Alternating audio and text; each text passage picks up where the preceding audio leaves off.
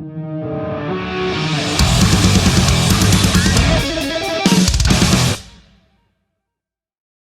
right, Clint, thanks for joining us today on the Everblack Podcast, mate. How are you? No, good to see you, mate. Yeah, I'm good. I'm feeling a little bit anxious, a little bit nervous, a little bit excited. I think I might have weed my pants a little bit, or I think that's we at least. Yeah, mate. I'm all of those and everything else. Gotcha. And that's just because you're talking to me, but that's all good. I get that a lot. Love it. Where are you currently at the moment?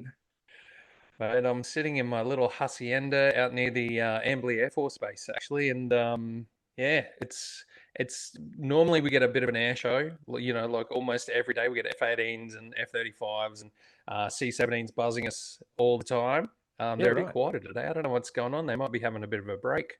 Oh, there you go. But nice down there, which is good.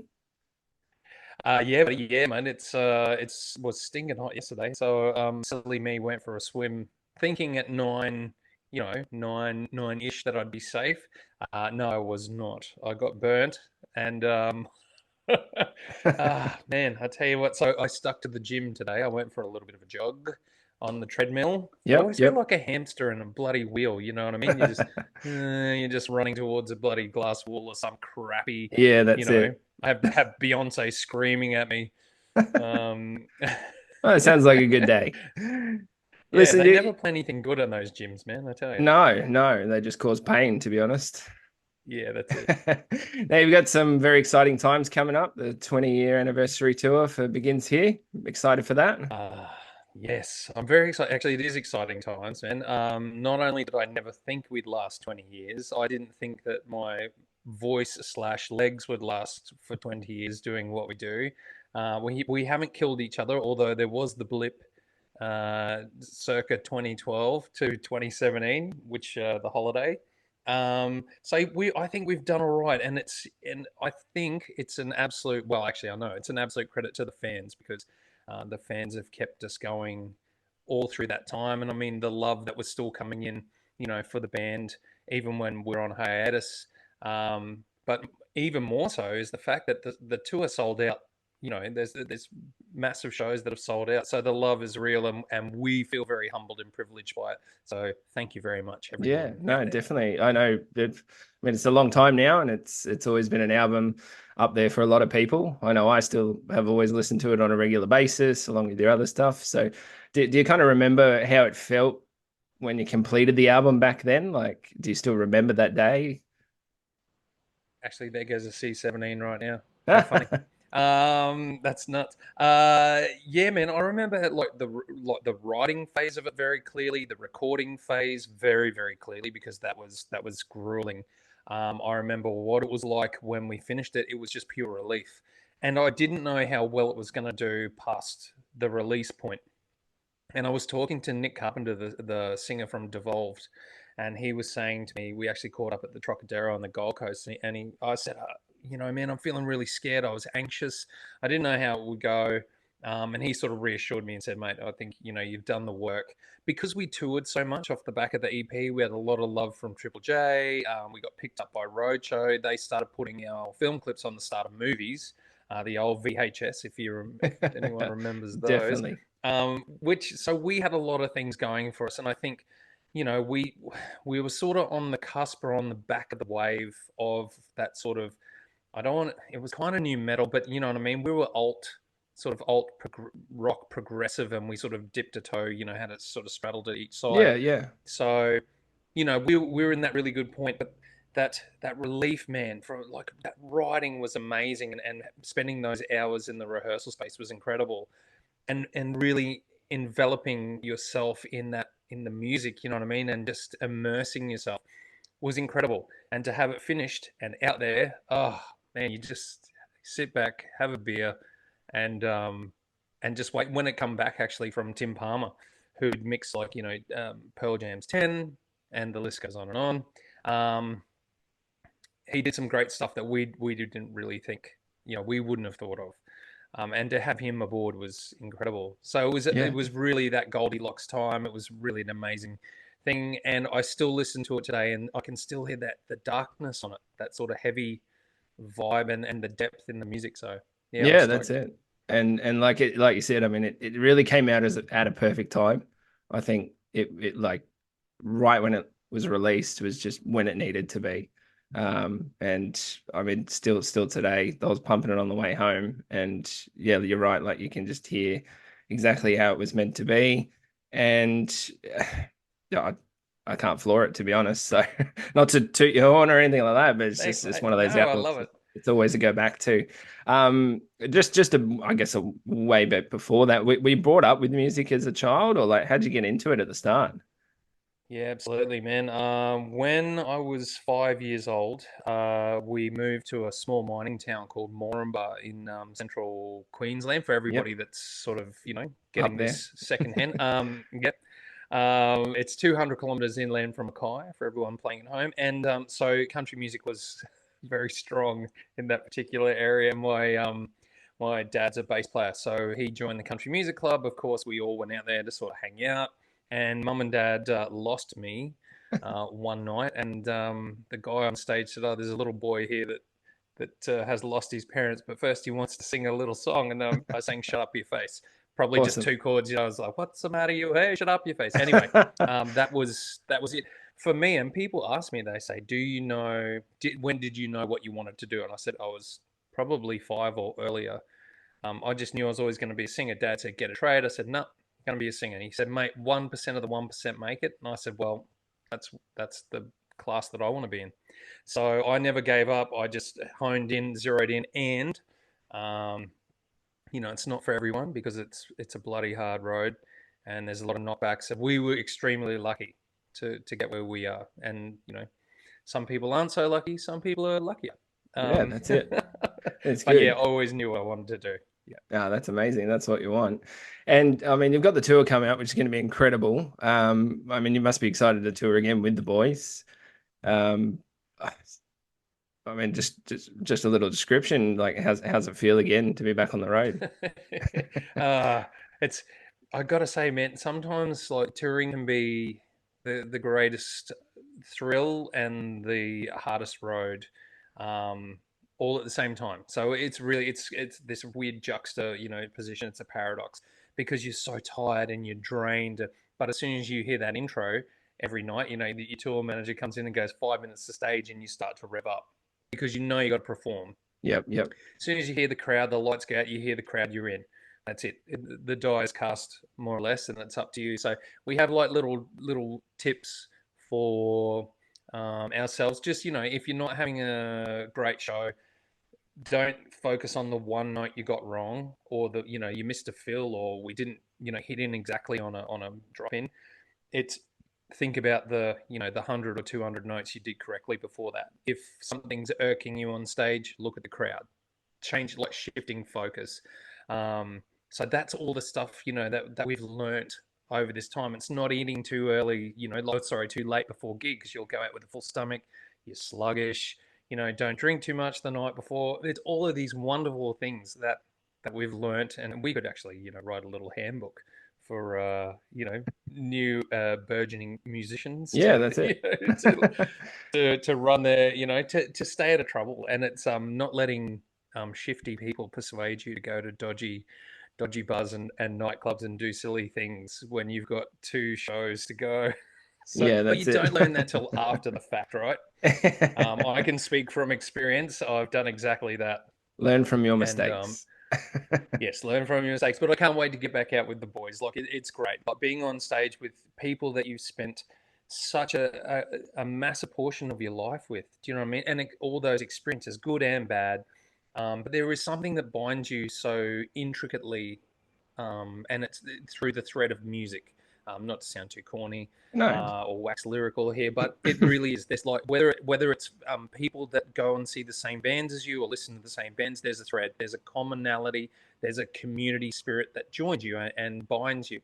That's and amplify that into the highs and lows of a band and fuse it all together. When you're standing on stage with these guys, sometimes I have moments where I'm just sitting there going, or standing there rather, just thinking, yeah, this is it. It doesn't get any better. And sometimes it doesn't. Then Sometimes they're a pain in the ass, Yeah. but it's the joy. That's No, the that's it. highs and lows of touring. Yeah, Yeah, yeah.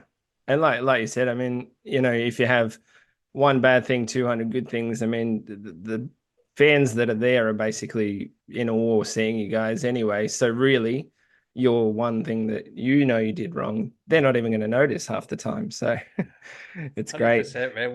We talk about this thing that happens where the song is actually playing in your head. Like when you watch us and we're playing the song, it's actually playing from your memory bank, and it Yep. kind of mimics and sits in. So then, unless something goes catastrophically wrong, and I've seen it happen, but like I've walked backstage to talk to friends, whoever, and I'll say, "Man, that was awesome, dude," and they'll be looking at me. They'll say, "Were you at the same show, dude?" They said, like, old mate forgot a whole section. He missed a hit. He did, I'll be like, "Oh no, it's great," because generally, as you say, the punters don't give a shit unless it's catastrophic. Yeah, And not that's only it. that, I think back in the day, like we had some just very knowledgeable younger musicians came to our show, and we are like, we're the equivalent of a bloody sledgehammer. You know what I mean? Because it's just that's how we do it. And I think they were a little disappointed that it wasn't a little more tech, and I think they might have voiced their opinion. And but I'm like, yeah, what were you doing at a butter show anyway? But we're not tech. Yeah. Go and see Periphery or Meshuggah if you want some tech. That's it.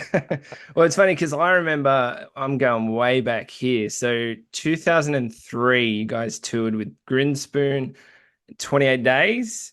It I was at remember. Brisbane Festival Hall.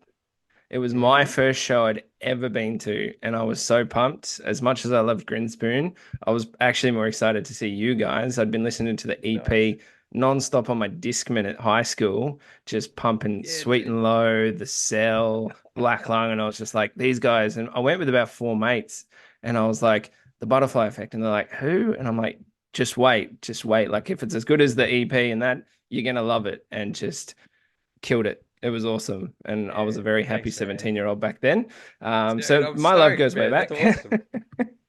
Yeah, that's great, dude. Man, I remember that show. Actually, for us, the whole ethos and the ethic was to come out and go as hard as we could go. Like it was leave nothing on the stage. If we weren't knackered, like literally, if you weren't almost collapsing or throwing up when you got backstage, then you didn't play hard enough. You didn't go hard enough.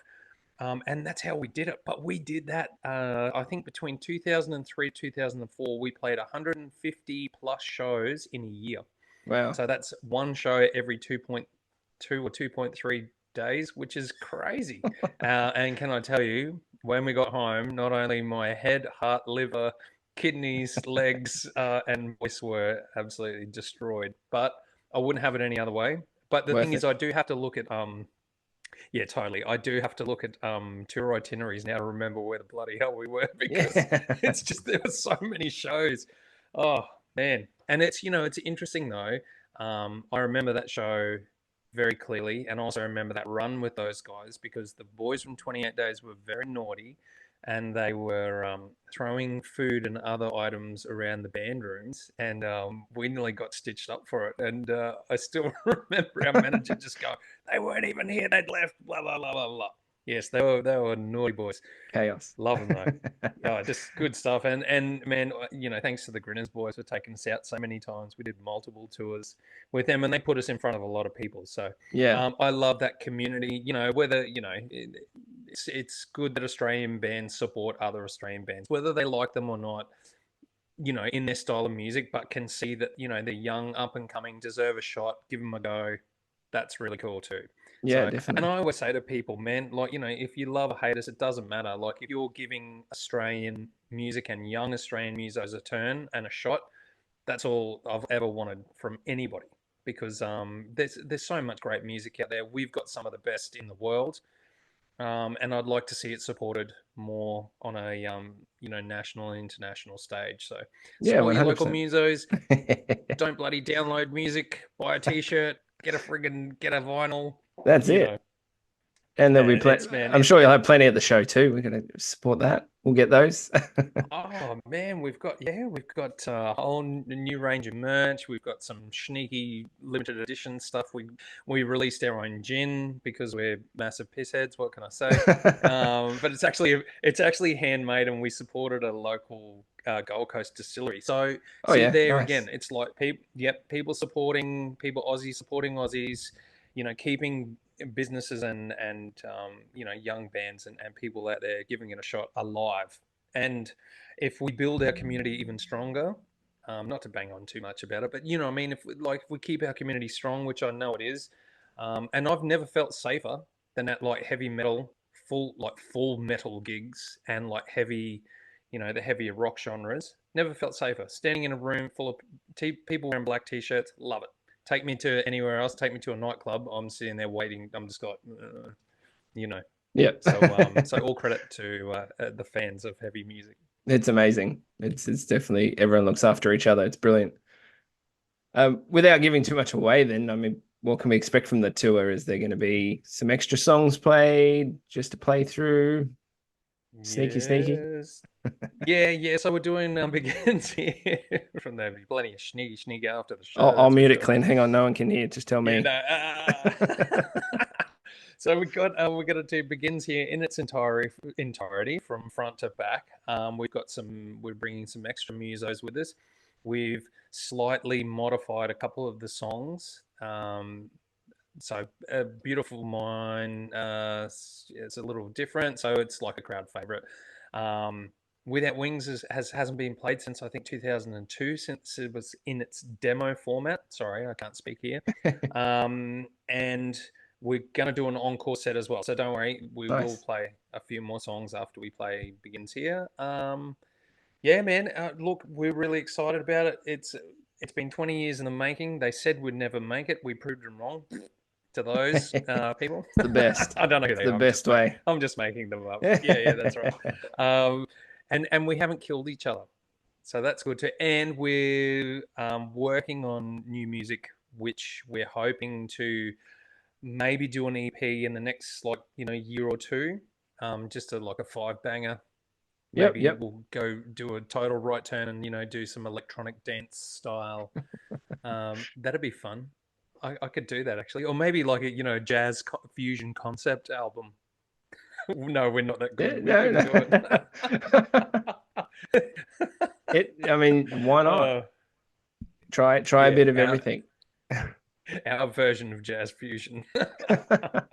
So it'll be fun, man. It's going to be a great night. It'll be, a whole bunch of people that you've grown up with. It'll be a time machine. We're going to transport you back to 2003 when we're all a bit thinner and a bit better looking. Well, I can only speak for myself. No, me too.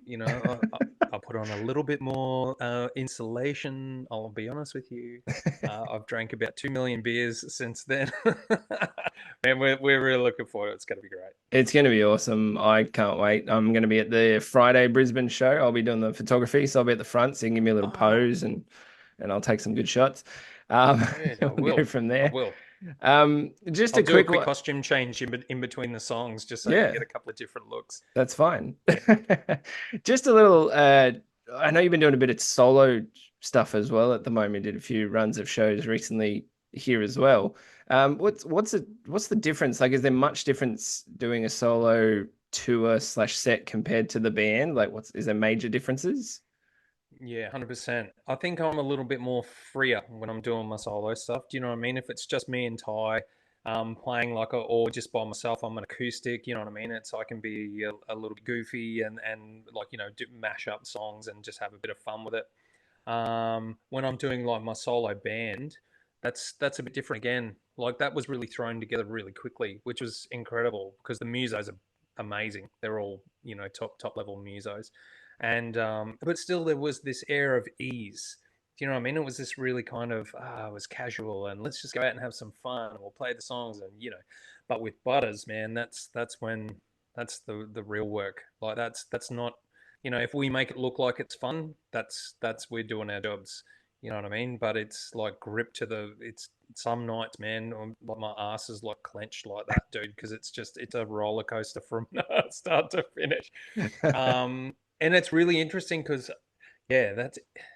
it's there's a lot of intricacies. It's harder vocally. Like you've really got to think about what you're doing, where you're going to be standing on stage. There's production cues, and that's on our level. So you go up another level to say, or I go up a few levels to a band like Parkway, man. They've actually got like lighting cues and stuff on the floor.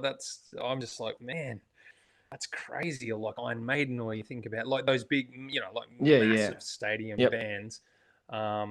Yeah, they're on another level. So if I think it's difficult at this stage, woohoo.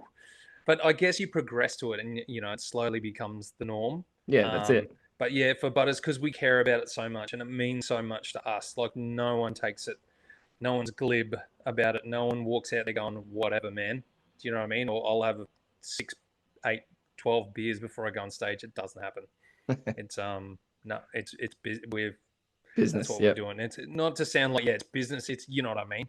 It's Yeah. serious to us, and we want it to be as amazing. So if you see smiles, if we're smiling, you know that we're having a good time and things are happening with ease. If we're all like pouty and moody, it's because someone's stuffed up somewhere along the line. No, I'm joking. Now people are going to be watching, going, Yeah, that's it. Well, which mate, one of I'll be these the guys? closest Yeah. I'm going to be. Yeah. How's he going tonight? Does he look all right? Yeah. Yeah. It's cool, man. I love it. Going back to the jazz infusion, I guess in a way, sort of. If you guys could do a collaboration song with anyone, alive or not, who would it be with? Oh man, for me it's like David Bowie straight out the box. Nice. I would have loved to have written with David Bowie, Jeff Buckley. Oh, yep, Jeff. I'm Good one. picking all Good the one. dead people. Yeah, that would have been tremendous. I think oh man, just maybe like if you want to do Miles Davis, that now he would have been somebody that would have blown you away. He just would have walked in and gone, "Cool, man." You know what I mean? Like he just had that air of cool and When we hit to write a probably song, you just what? arrogance. Yeah, James Brown. That would have been killer, man. Doing something with him. Oh, I'm trying to think. Oh, Nina Simone, Billie Holiday.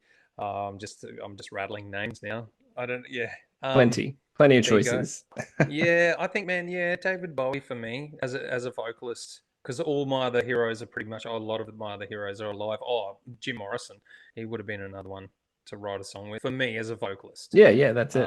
The rest of them are alive, man. I think a lot of them anyway. I'm kind of lucky that I grew up in this, little bubble where I got to be alive at the same time as, wow, a lot of them actually, Yeah. which is tremendous, and I'm great. I didn't get to see a lot of them, which is a little bit unfortunate, but I was still here while their music was being made, which is great. Yeah, it's awesome. Awesome, man. Well, thanks for so much for your time, Clint. It's been awesome to talk to you again. We love having you on the show. It's been a few times now, Thank you. so can't wait to talk to you again. We'll have all the details below for the tour, and hopefully we catch up at the show on Friday. And For yeah, sure. good luck with it all, and we'll definitely talk again soon. Awesome. Thanks, buddy. Have a good one.